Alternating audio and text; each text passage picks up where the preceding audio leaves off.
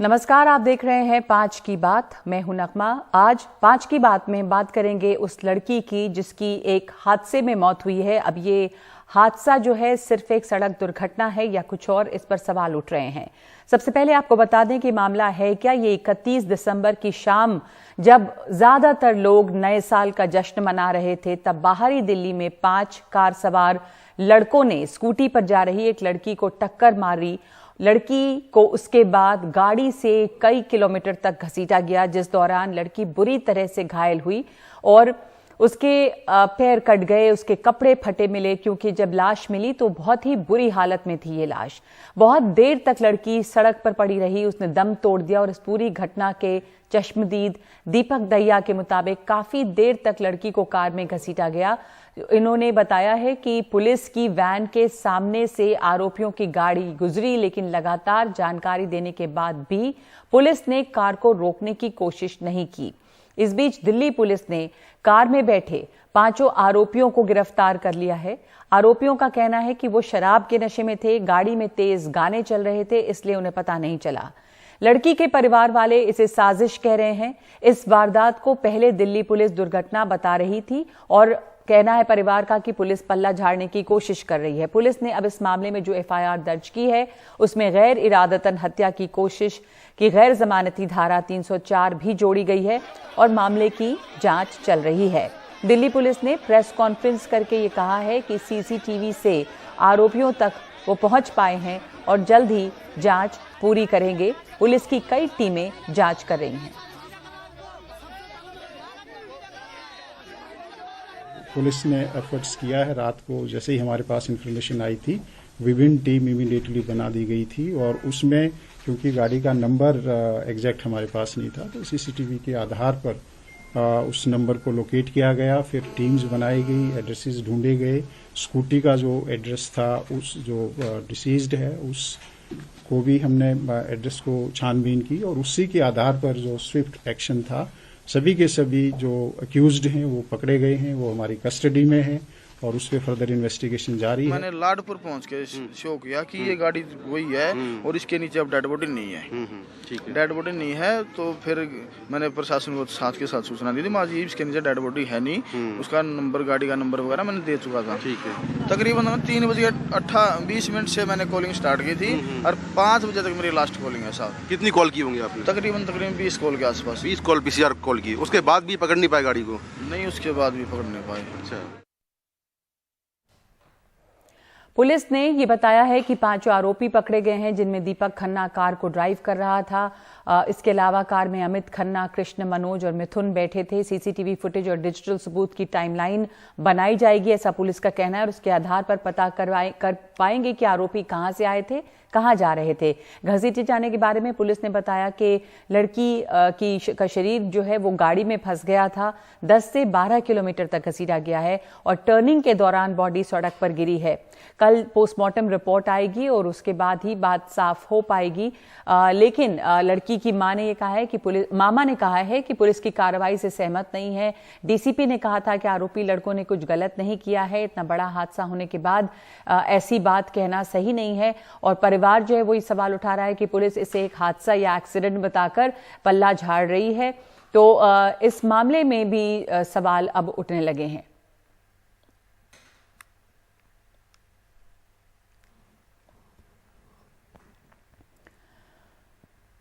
तो कई तरह के सवाल इस पर उठ रहे हैं। मेरे सहयोगी मुकेश सिंह सेंगर इस घटना, इस हादसे के ऊपर नजर रखे हुए हैं और यहाँ पर अब विरोध प्रदर्शन भी होने लगा है मुकेश। जहाँ पे लड़की का मकान है, परिवार वाले जहाँ रहते हैं, वहाँ पर अब नेता पहुंच रहे हैं। आम आदमी पार्टी की राखी बिरला वहां पहुंची, उनकी गाड़ी का घेराव भी हुआ। बावजूद उसके उन्होंने ये मांग की है, उनका कहना है कि पुलिस की गाड़ी समझकर उनकी गाड़ी का घेराव हुआ और आप तो अब उपराज्यपाल का इस्तीफा भी मांग रही है। तो इसमें पुलिस के रोल पर भी सवाल उठ रहे हैं। इस समय वहां पर परिवार के लोग जो हैं सड़कों पर बैठे हुए हैं। तो आप हमें जानकारी दें कि परिवार क्या कह रहा है इस वक्त, किस तरह की अब राजनीति भी इसमें नजर आ रही है। पॉलिटिकल पार्टीज के नुमाइंदे भी वहां पहुंचने लग गए हैं।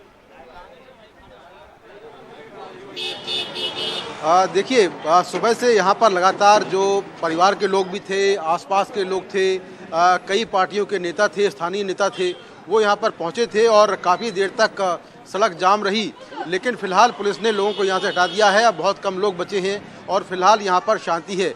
ये तो एक राजनीतिक पहलू हो गया इस मामले का। दूसरा जो पहलू है वो है इस मामले की पुलिस इन्वेस्टिगेशन और पुलिस नेग्लिजेंस। अगर पूरा मामला देखा जाए तो अगर आप जो आई विटनेस हैं उनकी अगर बात आप सुने तो उससे साफ लगता है कि दिल्ली पुलिस में जो पीसीआर का सिस्टम है, यानी पुलिस कंट्रोल रूम का सिस्टम है, वो पूरी तरह से कोलैप्स हो गया है। एक शख्स 1.5 घंटे तक 20 बार पीसीआर कॉल करता रहा। वो उस गाड़ी का पीछा भी कर रहा है जिस गाड़ी में लड़की का शव लटका हुआ था, और रास्ते में जो पीसीआर मिली उन पीसीआर वालों से भी उसने कहा कि इस गाड़ी में शव लटका हुआ है और ये गाड़ी में जो 5 लोग सवार हैं इनको आप पकड़िए। उसके बाद भी किसी ने उस लड़के की हेल्प नहीं की और ये आरोपी वहां से भागने में कामयाब रहे। ये बात और है कि बाद में पुलिस ने सभी 5 आरोपियों को पकड़ लिया है। अगर हम बात करें पीसीआर वैन की तो कुछ साल पहले तक पीसीआर वैन लोकल पुलिस से अलग हुआ करती थी, यानी कि अगर हम 100 नंबर डायल करते थे तो पीसीआर पुलिस कंट्रोल रूम से आती थी और उसी के दिशा निर्देश पर काम करती थी। लेकिन जब दिल्ली पुलिस कमिश्नर राकेश अस्थाना बने तो उन्होंने पीसीआर को लोकल पुलिस में मर्ज कर दिया और सभी पीसीआर्स को जो थाने के एसएचओ होते हैं उनके हवाले कर दिया। अब ऐसे में फिर ये शिकायतें आने लगी कि दिल्ली पुलिस की पीसीआर समय से नहीं पहुंचती हैं, क्योंकि पहले शिकायतें थी कि पीसीआर समय से नहीं पहुंचती हैं, इसीलिए पीसीआर को लोकल पुलिस से अलग किया गया था, लेकिन दोबारा से फिर पीसीआर को थाने के हवाले कर दिया। अब लगातार ये शिकायतें आ रही हैं कि जो पीसीआर हैं वो समय से पहुंचती नहीं है और पहुंचती भी हैं तो कॉल को मैनेज कर लेती हैं, जो पीड़ित होते हैं उनको कहीं गायब कर देती हैं। ऐसी शिकायतें लगातार आ रही हैं। तो यहाँ पर भी ये देखने को मिला कि 20 बार पीसीआर कॉल हुआ, उसके बाद भी 1.5 घंटे के दौरान कोई पीसीआर समय से वहाँ पर नहीं पहुँच पाई और आरोपी लगातार लड़की के शव को लेकर घूमते रहे। तो ये तो पुलिस नेग्लिजेंस हुआ। तीसरी बात, पुलिस पहले कहती रही कि जो लड़की का शव है वो 4 किलोमीटर तक घसीटा गया, लेकिन जब मीडिया के लोग पहुंचे और इस पूरे मामले की जांच को आगे बढ़ाया गया, तमाम बातें सामने आई, सीसीटीवी फुटेज सामने आए, तब ये पता चला कि लड़की का शव आरोपी 13 किलोमीटर तक सुल्तानपुरी से लेकर कंझावला तक लेकर गए थे और इस दौरान 1.5 घंटे का वक्त लगा। तो पुलिस लगातार शुरू से झूठ बोल रही है। पुलिस ये भी कह रही है कि उनको जो गाड़ी के नंबर मिला वो ट्रैक करने में वक्त लग गया, क्योंकि उन्होंने सीसीटीवी फुटेज के जरिए गाड़ी का नंबर निकाला, जबकि आई विटनेस कह रहा है कि मैंने खुद गाड़ी का नंबर दिया था, गाड़ी का रंग कौन सा था वो भी दिया था, कौन सी गाड़ी थी, कौन सा मेक था, ये तक पुलिस को बताया था और वो गाड़ी का पीछा भी कर रहा था। तो कई सारी ऐसी बातें हैं जो पुलिस की कार्रवाई पर बहुत बड़े सवाल खड़ी करती हैं। ये राहत की बात है कि मामला महज दुर्घटना का है। अगर ये दुर्घटना से बड़ी कोई चीज होती, लड़की के साथ कुछ हुआ होता, तब क्या होता। ये मामला जो पूरा है वो निर्भया कांड की याद दिलाता है कि किस तरह से जो पुलिस की लापरवाही है वो सामने आई है। 1.5 घंटे तक पुलिस वहां पर मौजूद नहीं थी और आरोपी लड़की के शव को लेकर लगातार घूमते रहे। तो कई सारे लूपहोल्स हैं। अब जाकर पुलिस कह रही कि उसने आईपीसी 304 और 120 भी, यानी गैर इरादतन हत्या और कॉन्स्पिरेसी के तहत ये केस दर्ज कर लिया है और अब उस मामले की जांच कर रही है। आरोपियों को कोर्ट में पेश किया गया, जहां से 3 दिन का पुलिस रिमांड मिला है। इस पुलिस रिमांड के दौरान दिल्ली पुलिस आरोपियों से पूछताछ करेगी, जो पूरा रूट मैप है वो तैयार करेगी। आरोपी कहां से आए थे, कैसे दुर्घटना हुई, कहां लड़की को ले गए, ये सारी जांच की जाएगी। और जो पोस्टमार्टम है लड़की का वो भी डॉक्टरों का पैनल करेगा। पोस्टमार्टम से साफ होगा कि क्या लड़की के साथ कोई सेक्सुअल असॉल्ट हुआ था या फिर उसको पहले मारा गया। ये सारी बातें पोस्टमार्टम रिपोर्ट में निकलकर सामने आएंगी। फॉरेंसिक एक्सपर्ट ने भी लड़की की स्कूटी का, गाड़ी का जायजा लिया है और अपनी जांच को आगे बढ़ा रही है। जी बिल्कुल मुकेश, जैसे आपने कहा कि एक तो पुलिस नेग्लिजेंस की बात है बहुत बड़ी, यहाँ पर पुलिस वर्सेस चश्मदीद है, क्योंकि चश्मदीद जो है वो कुछ और कह रहे हैं, पुलिस का वर्जन कुछ और है। और जो दुर्घटना की बात है उस पर परिवार सवाल उठा रहा है कि सिर्फ ये दुर्घटना है या लड़की के साथ कुछ सेक्सुअल असॉल्ट भी हुआ है। तो उसकी पुष्टि जो है वो पोस्टमार्टम रिपोर्ट के बाद होगी, क्योंकि परिवार अभी लड़की के मामा खास करके इस बारे में बात कर चुके हैं। परिवार जो है वो सड़कों पर है। धन्यवाद आपका मुकेश, हम आपके पास समय समय पर इसका अपडेट लेने के लिए आते रहेंगे। सड़कों पर है परिवार, इंसाफ की मांग कर रहा है। यहां पर नेता भी शामिल हो चुके हैं और उपराज्यपाल के इस्तीफे की बात भी होने लग गई है आम आदमी पार्टी की तरफ से। हमारे साथ इस पर पैनल मौजूद है। एक ऐसा हादसा हुआ है दिल्ली में 31 दिसंबर और 1 जनवरी की दरमियानी रात, जब ज्यादातर लोग नए साल के स्वागत के जश्न में जुटे हुए थे। एक लड़की की जान गई है और दिल्ली की सड़कों पर जान गई है जब उसे 10 से 12 किलोमीटर तक गाड़ी में घसीटा गया है। उसकी लाश जो है वो घिसटती चली गई और इतनी लंबे समय तक राजधानी दिल्ली में कहीं कोई पुलिस पीसीआर वैन इस दौरान नहीं थी। चश्मदीद का कहना है कि उसने कई दफा 20 बार तो वो कह रहे हैं कि उन्होंने फोन किया है, लेकिन पीसीआर वैन अवेलेबल नहीं थी। मेरे साथ महेश वर्मा जुड़े हैं, बीजेपी नेता, आभा सिंह हैं वकील और सामाजिक कार्यकर्ता, Ved Bhushan ACP retired Delhi police और रीना गुप्ता प्रवक्ता आम आदमी पार्टी।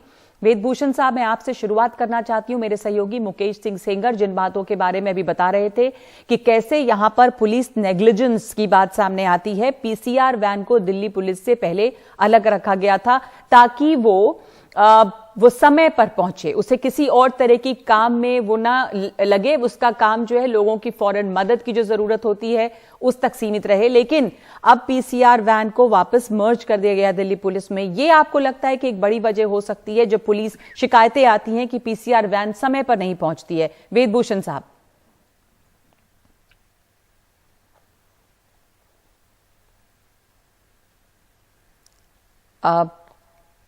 आप हमें सुन सकते हैं वेद भूषण जी? वापस आऊंगी मैं आपके पास। आपको मेरी आवाज मिल रही है? आ रही है जी, बोलिए जी। हाँ नगमा, देखिए जो मुकेश सेंगर ने कहा है मैं उनकी बात से 100% इत्तेफाक रखता हूं। जो एक्सपेरिमेंट जो पूर्व कमिश्नर साहब अस्थाना साहब ने किया था, पीसीआर को थानों से जो अलग करके एक एक्सपेरिमेंट किया था कि थाने की जो फोर्स है नफरी बढ़ जाएगी, परंतु उसका जो एक्सपेरिमेंट था वो करीब करीब फेल हो चुका है।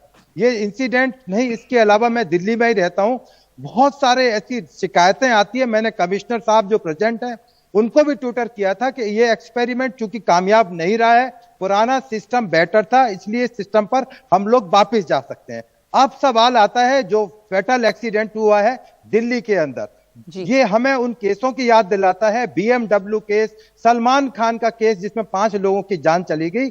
ये वाकई में एक बड़ी शर्मनाक बात है दिल्ली जैसे शहर के अंदर किस तरह से यंगस्टर्स जो यंग लड़के हैं शराब के नशे के अंदर, म्यूजिक तेज है, और जिस तरह से लड़की के साथ में उनको इतना भी होश नहीं था कि उनके टायर में एक 20 साल की लड़की लिपटती हुई जा रही है। वो इतने ज्यादा नशे के चूर थे कि उनको दुनिया के बारे में कुछ नहीं पता था कि किस तरह से इतनी हैवानियत हो रही है। ये काफी देर तक घसीटते रहे सड़कों पर और 20 बार चश्मदीद ने फोन किया है। इस दौरान कोई एक पीसीआर वैन ने रिस्पॉन्ड नहीं किया। ये एक बहुत बड़ी चूक मानी जाएगी। बहुत चूक नहीं है, बहुत छोटी चूक नहीं है नगमा, मैं दोबारा रिपीट कर रहा हूं, मैं दुबई में हूं, मैं पूरी तरह से नहीं सुन पा रहा हूं। ये छोटी चूक नहीं है, ये बहुत बड़ी चूक सिस्टम से हुई है। मैं आपके चैनल के माध्यम से तमाम जो मेरे दिल्ली पुलिस के सीनियर अफसरान हैं, मैं रिक्वेस्ट करता हूं कि मेरे ट्विटर को दोबारा देखें। इसको पुराने सिस्टम पर जाने की जरूरत है क्योंकि पीसीआर का जो सिस्टम है वो करीब करीब कोलैप्स हो चुका है।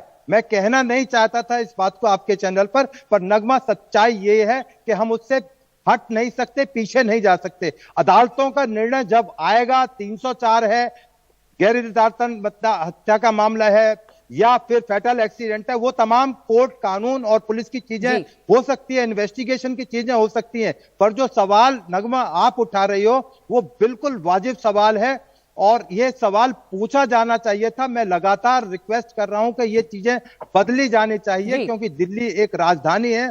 यदि राजधानी में एक लड़की का शव इस तरह से लगातार टायर के साथ घसीटा जाता रहा, वो लड़की नग्न हो गई है। एलिगेशन लग रहे हैं।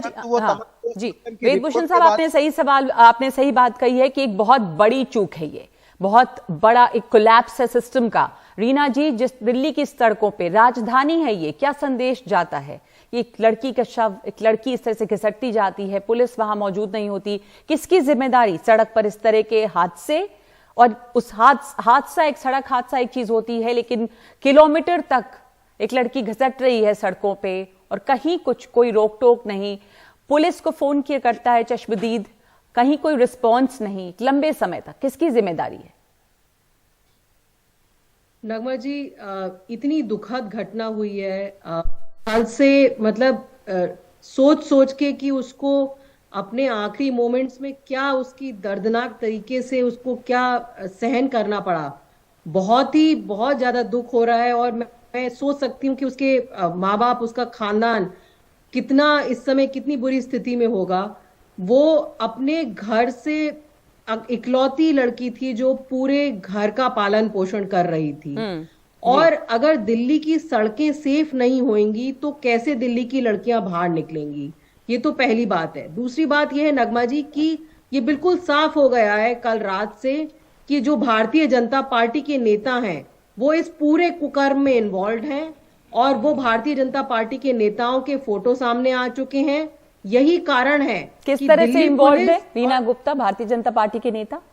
जो 5 लोग हैं उनमें से 2 लोग जो हैं वो भारतीय जनता पार्टी के लोकल लेवल के नेता हैं नगमा जी।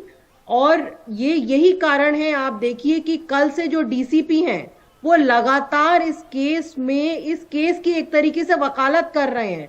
पहले तो वो धाराएं जो थी उन्होंने छोटी धाराएं लगाई, बहुत ज्यादा प्रेशर पड़ रहा है तब जाके कुछ धाराएं बदली गई हैं। वो ये लगातार कहते आ रहे हैं, वो पत्रकारों को तक धमकी दे रहे हैं कि कोई ये ना बोले कि इसमें रेप का मामला हो सकता है क्या, ऐसे सवाल ना उठाए। तहकीकात नहीं हुई है, पोस्टमार्टम नहीं हुआ है, पर वो पहले ही बोल रहे हैं कि ना रेप हुआ है ना कोई उत्पीड़न हुआ है। लेकिन सबसे बड़ी बात तो ये है नगमा जी कि कल से जब तक ये पूरा मामला क्लियर हो चुका है, दिल्ली पुलिस जो है दिल्ली एलजी के अंतर्गत आती है, और दिल्ली एलजी जो छोटी छोटी बातों पे बहुत बड़ी टिप्पणी करने को तैयार है, उन्होंने पुलिस के खिलाफ कोई एक्शन क्यों नहीं लिया? 22 बार पुलिस को फोन किया जा रहा है, और 22 बार फोन करने के बाद भी अगर पुलिस वहां नहीं पहुंच रही है तो ये सोचा जा सकता है कि दिल्ली की जनता जो है एक तरीके से राम भरोसे चल रही है। महेश वर्मा जी, आपको लग रहा है डीसीपी साहब जो हैं आरोपियों का बचाव करते हुए दिखाई दिए हैं? क्यों कहा उन्होंने बिना किसी पोस्टमार्टम रिपोर्ट के क्यों डिसमिस करने को तैयार है पुलिस? या इतनी ज्यादा आमादा दिख रही है कि यहाँ पे कोई सेक्सुअल असॉल्ट नहीं है? ये तो कोई जानकारी अभी है नहीं, पोस्टमार्टम रिपोर्ट आई नहीं है। महेश जी। नगमा जी, मैं आपके माध्यम से आपके एनडीटीवी के तरफ ये बताना चाहूंगा कि आम आदमी पार्टी या केजरीवाल इस तरह के जो भी घटना है, जो एक बहुत ही संवेदनशील घटना है, और ये राजनीति से कहीं इसका कोई राजनीतिक लाभ ना उठाए। सही कहा कि राजनीति नहीं करनी चाहिए। मैं आपसे ये पूछ रही हूँ कि क्या डीसीपी बचाव करते दिख रहे हैं? नहीं, कोई बचाव किसी भी तरह से, वही मैं आपको आश्वस्त करना चाह रहा हूँ। रीना जी, एक बार महेश वर्मा को अपनी बात पूरी कर लेने दीजिए, मैं आऊंगी आपके पास। जी महेश, बोला नहीं है, मुझे शांति से बोलने दीजिए। और एनडीटीवी के दर्शकों को जो इस घटना से उपजे सवाल हैं वो कम से कम पता चलना चाहिए कि सही क्या है कि गलत क्या है। क्या मजाक है ये? नहीं, आप बताइए क्या सही है? इस तरह से आप मजाक बनाइएगा, राजनीति करिएगा। आप अपनी बात कीजिए ना सर, सही क्या है बताइए। हम आपको स्पष्ट कर दें, या इसमें पुलिस अधिकारी हो या कोई पुलिस की कोई किसी तरह से लापरवाही हो, किसी भी तरह से बर्दाश्त नहीं की जाएगी, ये स्पष्ट तौर पे। और इनको हम किसी तरह से मौका नहीं देंगे। ठीक है, ये किसी तरह से आपको लग रहा है कि लापरवाही आपको दिखती है? प्रथम दृष्टया आपको पुलिस की लापरवाही दिखती है क्या? जैसा कि खुद और आप अगर हम तय कर देंगे, खुद वेदभूषण जी कह रहे हैं कि लापरवाही दिख रही है पुलिस की, आपको क्या लगता है महेश जी? निश्चित रूप से अगर कहीं लापरवाही है तो आपको क्या लग रहा है कि हम छोड़ देंगे ऐसे लोगों को? नहीं, मुझे नहीं लग रहा है ऐसा, मैं आपसे पूछ रही हूँ क्या ये लग रहा है? बिल्कुल, मैं कह रहा हूं कि अगर है तो बिल्कुल हम ये तय आगे अभी चैनल पे हम तय कर लें। नहीं, चैनल में नहीं तय कर रहे, मतलब देख के अगर पुलिस 20 कॉल के बाद नहीं पहुंचती है तो क्या ये कह सकते हैं कि पुलिस की लापरवाही थी? नगमा जी, नहीं, आप मुझे ये बता दीजिए। चलिए, वहां तो लापरवाही मुझे समझ में आ रही है कि 2 घंटे 3 घंटे दीपक तहिया जो बात कह रहा है, स्वाभाविक रूप से वो दिखाई दे रहा है कि हाँ कहीं लापरवाही है। पीसीआर का जो एक काम था वो नहीं तरीके से हुआ है। लेकिन सवाल यह है कि इस बात का सवाल उठाने से पहले मैं पूछना चाहता हूँ रीना गुप्ता जी से, जो ये सीसीटीवी का फुटेज मिला है, नगमा जी अपने जरा संवाददाता से पूछिए कि ये जो निर्भया फंड के तहत लगाया जाता है ये उसका मिला है या किसी प्राइवेट घर में जो लगा हुआ था, वहां सीसीटीवी जो लगा हुआ था, ये उससे फुटेज मिला है। अगर इस दिल्ली शहर में पिछले 5 साल से निर्भया के नाम पर दिल्ली सरकार फंड लेती है और उसका वो भ्रष्टाचार का भेंट चढ़ता है, एक भी सीसीटीवी काम नहीं करता है, एक भी प्रचार प्रसार, एक अवेयरनेस नहीं फैलाई जाती है कि ये दिल्ली शहर जो है अंडर सर्विलेंस है, ताकि लोगों के अंदर कहीं ना कहीं इस चीज का जो है तो जागरूक रहे कि अगर हम कुछ नगमा जी, गलत मुझे करेंगे मौका तो दीजिए। पकड़े जाएंगे। मैं वापस आऊंगी हमारे आपके ऊपर पास। जो आभा है, सिंह भी हमारे साथ अगर हैं, ये- वकील और सामाजिक कार्यकर्ता। आभा जी, मैं इस तरह आपसे की समझ चीजें जो पहले है, आऊंगी मैं ये भी- बीजेपी ये और भी- आम ये आदमी भी- पार्टी ये की भी कहीं राजनीति जवाब पर इसके चाहिए। बाद। आम आदमी आभा जी, पार्टी को- आपको क्या ये जो दिख रहा है मामला, जिसमें आपको ऐसा लगता है कि डीसीपी या पुलिस जो है वो ये कह रही है कि सेक्सुअल असॉल्ट नहीं और दुर्घटना है, क्या इसको प्लेन एंड सिंपल दुर्घटना के तौर पे भी देखा जाना चाहिए, या पुलिस को ये कहना चाहिए, या हम पोस्टमार्टम के लिए वेट करें कि क्या हुआ, क्योंकि परिवार ये कह रहा है और उनको पूरा न्याय चाहिए?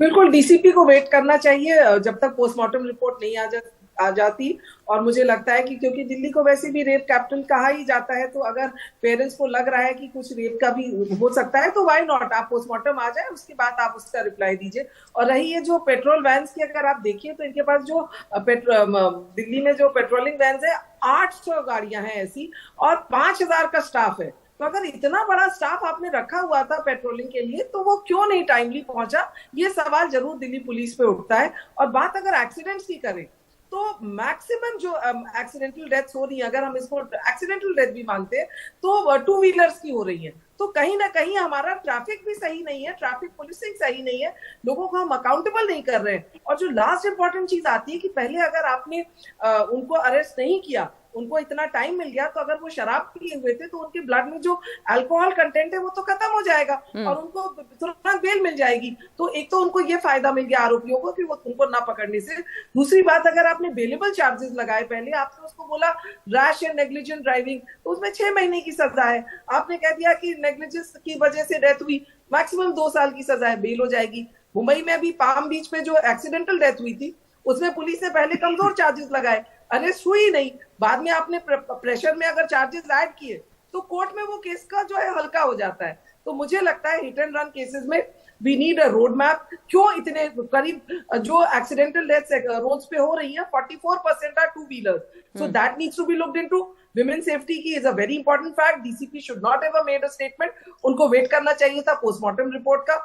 और तीसरी बात है कि कहाँ गई वो गाड़ियां। निर्भया फंड की भी बात होती है, तो मुंबई के तो एक मंत्री ने, आपने ये भी बात चलाई होगी कि निर्भया फंड की गाड़ियों को वीआईपी सिक्योरिटी में लगा दिया। तो ये बिल्कुल, women safety is a very low priority. मुझे लगता है इलेक्शन के बाद जरूर विमेन की बात की जाती है, उनके प्रोटेक्शन की बात की जाती है, बट नॉर्मल कोर्स में women safety is a very low priority. Under surveillance है यहाँ पे दिल्ली में। वेद भूषण साहब, आपको लगता है कि ये जितनी पीसीआर वैन्स हैं, जितने पर्सनल हैं, तो पर्सनल काफी है, लेकिन दिल्ली की सड़कें जो हैं वहां पे सर्वेलेंस जितनी होनी चाहिए वो नहीं है? बिल्कुल, आप नगमा बिल्कुल ठीक कह रही हैं। जितना सीसीटीवी, जितनी कवरेज रोड्स पर होनी चाहिए, क्योंकि सबसे ज्यादा अनसेफ, जो मेरा अपना तजुर्बा है, रोड्स हैं, दिल्ली की गलियां हैं, सड़कें हैं।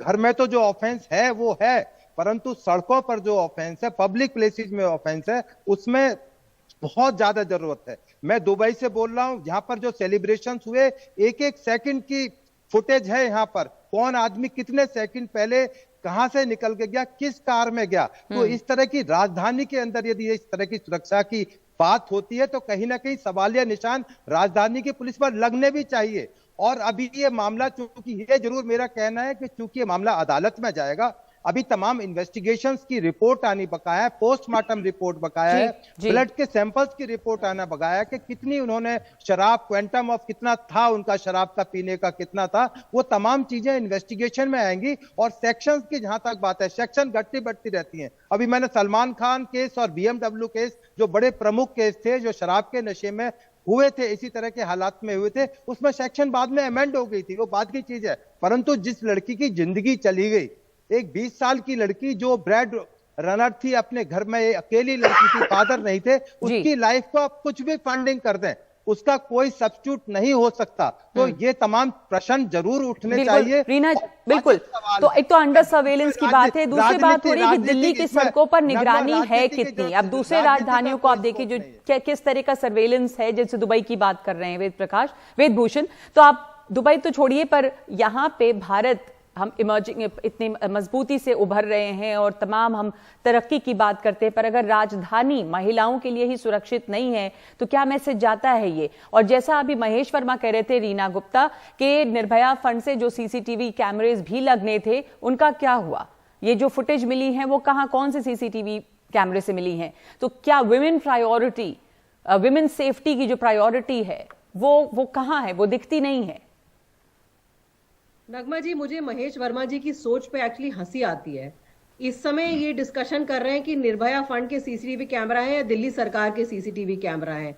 दिल्ली में पूरे विश्व में दिल्ली में सबसे ज्यादा सीसीटीवी कैमरा है पर स्क्वायर किलोमीटर। वो पूछ रहे हैं कि अभी जो फुटेज मिला वो किस कैमरे से मिला? दिल्ली में सीसीटीवी कैमरा है और सीसीटीवी आप बता दीजिए ना वो फुटेज किस कैमरे से मिला है? इसका नंबर प्लेट पकड़ा गया है। लेकिन पहले जो डिस्कशन हो रहा था, नगमा जी ये देखिए, ये फोटो देखिए आप, ये दिल्ली में जो है खत्म कर दिया। एक भी कैमरा काम नहीं कर रहा है। मनोज मित्तल है भारतीय जनता पार्टी के, मैं कह रहा हूँ मनोज मित्तल हो या नीना गुप्ता हो या अरविंद केजरीवाल हो या आपके 18 और सबसे ज्यादा आयरॉनिकल बात तो ये है, कार्रवाई कानूनन कार्रवाई से कोई नहीं रोक सकता। FIR हुआ है, घटना घटी है, उसके ऊपर जो कानून है वो कार्रवाई करेगा, कोर्ट की जारी रखेगा।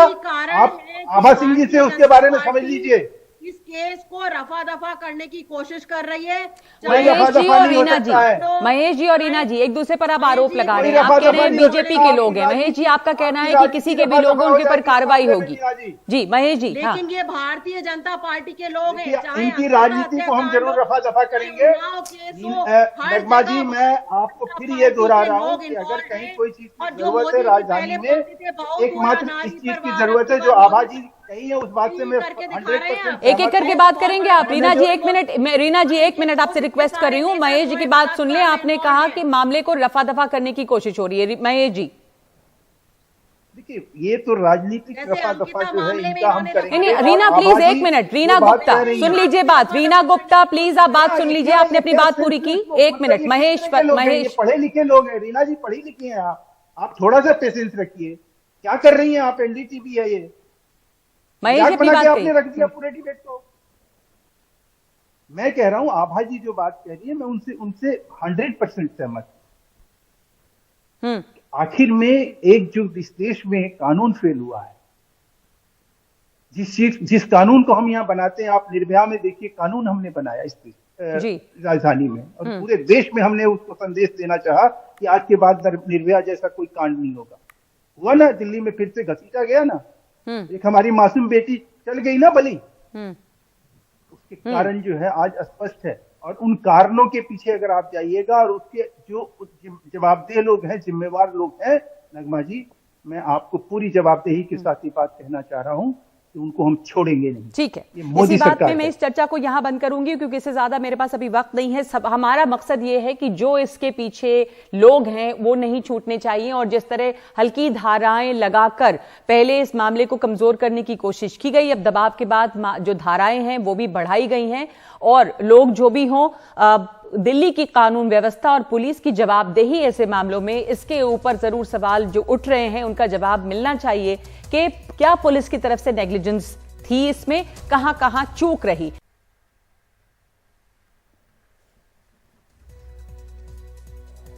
और इस वक्त ये खबर आ रही है, ब्रेकिंग न्यूज है पंजाब से, कि मुख्यमंत्री के हेलीपैड के पास एक बम मिला है।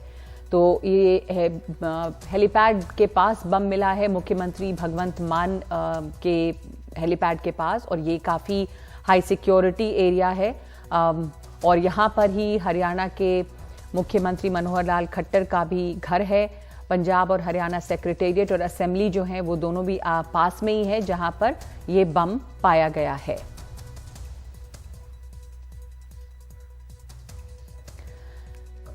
इस वक्त खबर आ रही है कि मुख्यमंत्री के घर के पास एक बम मिला है हेलीपैड पर, और पंजाब के मुख्यमंत्री के हेलीपैड के पास में बम मिला है।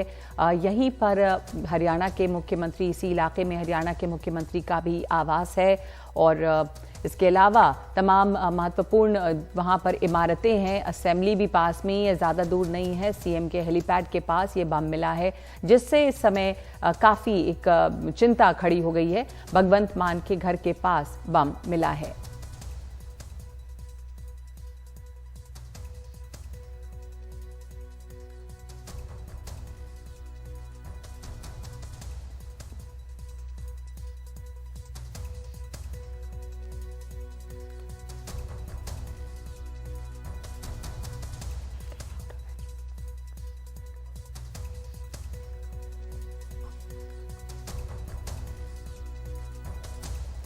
हमारे साथ इस वक्त जुड़ रहे हैं फोन लाइन पे अमरजीत, हमारे सहयोगी।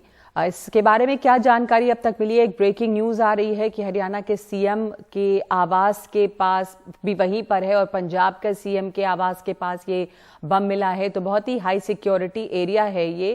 क्या इसके ऊपर और अब तक जानकारी मिल पाई है? जी, ये पंजाब के मुख्यमंत्री भगवंत मान के घर के पास हेलीपैड है जहां पर एक जिंदा बम बरामद हुआ है। ये सीएम आवास और हरियाणा मुख्यमंत्री आवास से कुछ ही दूरी पर इनका घर है जहां पर ये बम शैल मिला है। जी, तो क्या कुछ और जानकारी इसके ऊपर मिली है? आसपास क्या किस तरह का इलाका है, क्या किस तरह का बम है ये?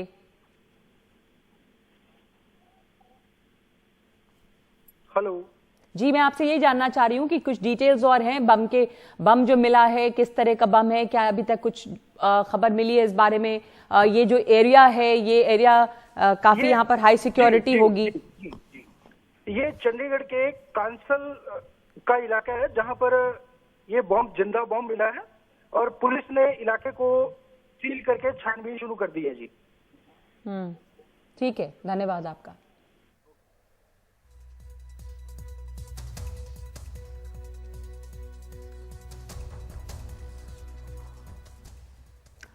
तो इस वक्त ये ब्रेकिंग न्यूज आई है पंजाब से, लेकिन आगे बढ़ते हैं अब दूसरी खबर की तरफ। सुप्रीम कोर्ट ने नोटबंदी को वैध करार दिया है। नोटबंदी पर केंद्र सरकार को बड़ी राहत मिली है। सुप्रीम कोर्ट ने सभी 58 याचिकाएं खारिज की हैं। नोटबंदी के फैसले में कोई त्रुटि नहीं है, ऐसा सुप्रीम कोर्ट ने कहा है। नोटबंदी के फैसले को नहीं उल्टा जा सकता। सुप्रीम कोर्ट में 4-1 के बहुमत से नोटबंदी वैध करार दी गई है। सिर्फ जस्टिस BV नागरत्ना ने इसके साथ असहमति जताई है। जस्टिस BV नागरत्ना ने कहा कि सरकार को नोटबंदी नहीं करना चाहिए था। नोटबंदी के खिलाफ बहुत सारी याचिकाएं थी सुप्रीम कोर्ट में, जिसके ऊपर ये फैसला आया है। नोटबंदी साल 2016 में की गई थी।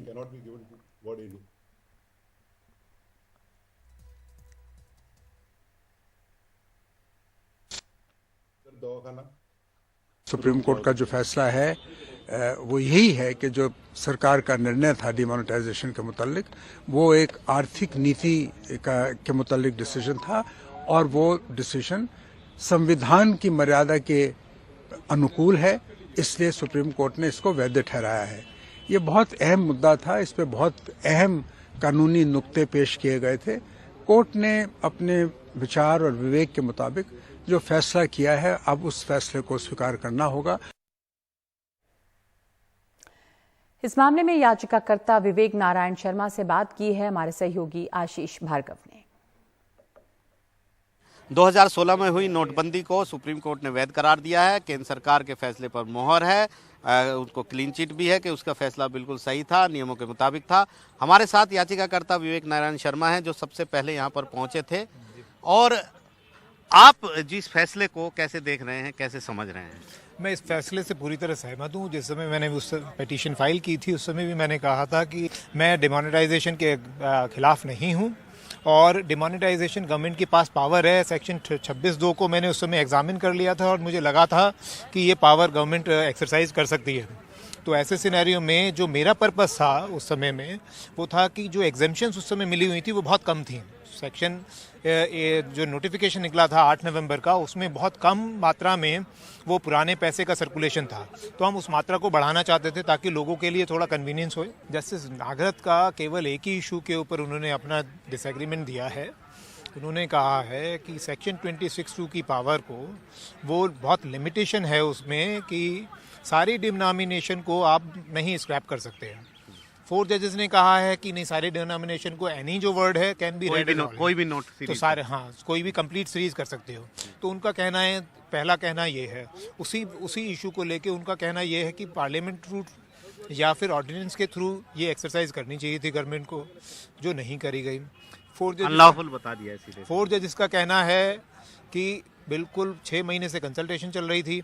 सेक्शन 26(2) के अंदर पावर है। पास्ट में 1946 में और 78 में जब डिमोनेटाइजेशन हुआ तो वो पार्लियामेंट के थ्रू हुआ था। इसका ये मतलब नहीं है कि वो ही एक रूट है, ये भी एक रूट है 26(2) में और ये कॉन्स्टिट्यूशनल है। तो साफ तौर पर एक बड़ा फैसला नोटबंदी को लेकर आया है। 4 जजों ने कहा है कि नोटबंदी वैध थी, 1 जज असहमत हैं, लेकिन बहुमत का फैसला लागू होगा और सरकार को बड़ी राहत है। नोटबंदी पर, उसकी प्रक्रिया पर और उसके तरीके पर किसी भी तरह की कोई टिप्पणी नहीं है, वो बिल्कुल ठीक थी, ये सुप्रीम कोर्ट ने अपने फैसले में कहा है। नई दिल्ली से मोहम्मद के साथ Ashish Bhargav, NDTV India. Supreme court के फैसले के बाद बीजेपी ने नोटबंदी को लेकर बार बार सवाल उठाती रही कांग्रेस पर हमला बोला। बीजेपी नेता रविशंकर प्रसाद ने कहा कि देश की आर्थिक स्थिति की सफाई के लिए नोटबंदी की गई थी। कांग्रेस ने कहा है कि सुप्रीम कोर्ट ने नोटबंदी को नहीं बल्कि उसकी प्रक्रिया पर फैसला सुनाया है। ये जो हमारे कांग्रेस के बंधु लेड बाय राहुल गांधी बार बार ये हल्ला करते थे, तो कभी आप समझने की कोशिश करते हैं क्या? क्योंकि राहुल गांधी जी के बारे में मैं एक बात कहूंगा, वो समझते हैं तभी जब कोर्ट का फैसला होता है, उसके पहले वो नहीं समझते। उन्होंने 2016 के नरेंद्र मोदी सरकार के ऐतिहासिक फैसले, जिसमें 500 और 1000 के नोट को डिसर्कुलेट किया गया था, डिमोनेटाइज किया गया था, उसकी वैधानिकता को चुनौती देने वाले सारे याचिकाओं को अस्वीकार कर दिया है। इसका मतलब यह हुआ कि कोर्ट ने पूरे डिसीजन मेकिंग प्रोसेस को सही पाया। तो यह कह देना कि माननीय सर्वोच्च न्यायालय ने नोटबंदी को सही ठहराया है, मुझे लगता है गलत होगा। नोटबंदी के फैसले की प्रक्रिया को सही ठहराया है, फैसले पर कोई टिप्पणी माननीय सर्वोच्च न्यायालय ने नहीं की है। यह स्पष्ट फर्क हम लोगों के दिमाग में रहना चाहिए। जो सुबह से चलाने की कोशिश की जा रही है सरकार द्वारा कि नोटबंदी जीत गई, नोटबंदी को सही ठहरा दिया गया माननीय सर्वोच्च न्यायालय द्वारा, यह बिल्कुल गलत है। एक्टर तुनिशा की खुदकुशी के मामले में गिरफ्तार शीजान खान के परिवार के लोग और उनके वकील ने आज प्रेस कॉन्फ्रेंस करके शीजान पर लगे आरोपों को गलत बताया है। उन्होंने कहा कि तुनिशा को दरगाह पर ले जाने की बात गलत है। हम कभी किसी पर हिजाब को लेकर या किसी और बात के लिए दबाव नहीं डाल सकते। शीजान की बहन ने कहा कि किसी भाषा का धर्म से क्या लेना देना है, तुनिशा से बहन जैसा रिश्ता था। शीजान की मां ने कहा कि तुनिशा की मां वनिता शर्मा कई बार हमारे घर आई हैं। एक तरफ वो बच्ची जो चली गई है और दूसरी तरफ मेरा बच्चा जो इनोसेंट है, जिसने कुछ नहीं किया, उसको भेजने की तैयारी में उसकी माँ मेरे बच्चे पे एलिगेशन लगा रही है। क्या चाहती हो आप वनीता जी? आप क्या चाहती हो? एक बच्चे ने सुसाइड कर लिया और दूसरी माँ का बच्चा भी सुसाइड कर ले, आपके टॉर्चर करके, आपके प्रेशर में आके।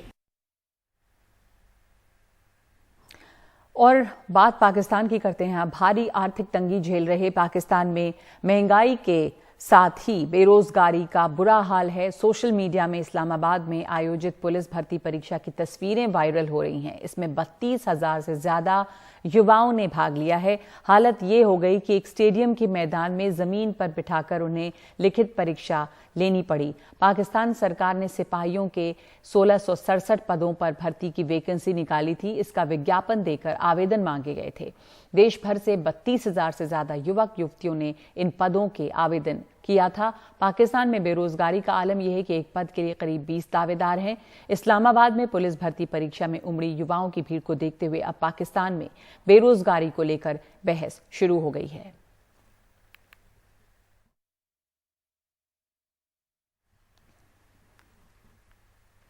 तो ये हाल है पड़ोस में भी बेरोजगारी का, गरीबी का, आर्थिक बदहाली का। तो 5 की बात में आज के लिए इतना ही। नमस्कार।